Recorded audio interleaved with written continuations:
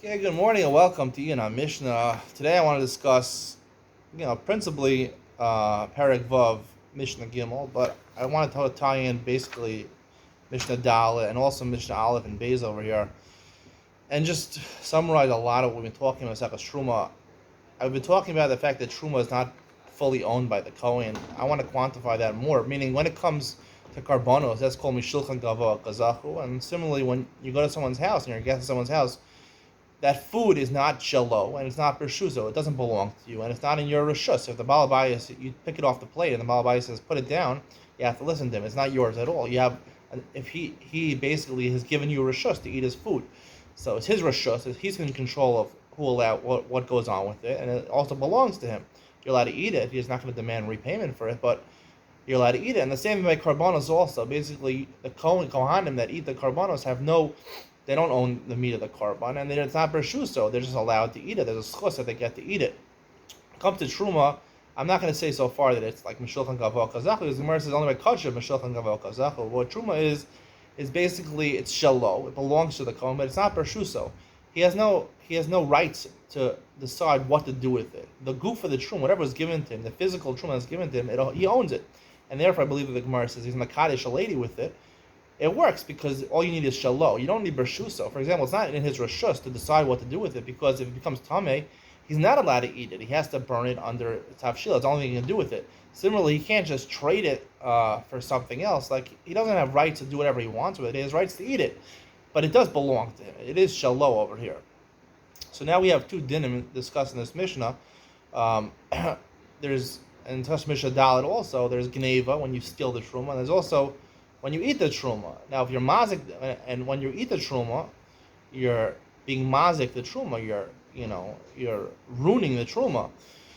So that is the halacha. And halacha aleph of this parak, it says that if you go ahead and eat someone else's truma, which you did, probably did two things: you stole it from him and you ate it, or even if you didn't steal it from him, you just went to his house and you ate it. Whether that's called gneva or not, I don't know, but it's definitely called mazik. You definitely mazik him, and for that, you have to pay the Kohen the value of whatever you ate based on the gufa thing, right? You evaluate it based on the value of the truma itself, not the value of the truma, because if you base on the value of the truma, so then truma is worth, let's say, 7/10 of regular food, because it can only be sold to kohanim. The truma is not worth as much as chulin, so therefore, the fact is that you have to pay back chulin, right? You have to pay back the exact amount that you stole, even though in chulin it becomes truma, you're losing money on the deal. It shows that the Kohen owns it. He only owns the goof. He only owns the actual wheat or whatever grapes that you give him. He doesn't own the value. The rishus contains the value of it, right? I can make trades for it. If I own the rishus, that means I own not just the actual goof hadavar, the actual physical thing. I also own the value. I can do whatever I want with it. That's rishus. But he doesn't have rishus of that. So therefore, when you go ahead and masik it, you are not ruining the value. You are just replacing what you physically took from him. You have to replace what you physically took from him. So therefore, you replace the physical thing with chulin. You can't use truma to pay your chovos. You have to give chulin. You have to end up losing out. If it was just if the Kohen really owned shaloah b'shuso, right? So then you just pay the value of it. Even if you ate it, you pay the value of it. So it's worth 70% of chulin. You only pay 70% of chulin. The chulin becomes truma. You have to pay the full amount because he owns the physical thing. That's his entire ownership. So when you took that physical ownership from him. Mishnah Gimel here says, "Machas pola v'zarach of truma." Let's say someone goes and gives his guests or his workers, he pays them in truma. So we pass on the chachamim. The chachamim say, "Hey, mishalmin karen rochomesh." The people, not right. So here, who's paying back? So the people, the workers or the guests at his table, they have to pay back the Kohen, the karen rochomesh, because they're the ones that are being mazik over here. There's no gneva over here, because he didn't steal it. He's just giving it to the orcher and the polim. So he didn't steal it. It's just a matter of the guf hadavar. So they were the ones that mazik it. So they pay back, and he pays the mei sudasa. However, in Mishnah Dalet, when he actually steals truma, right? He steals the truma. So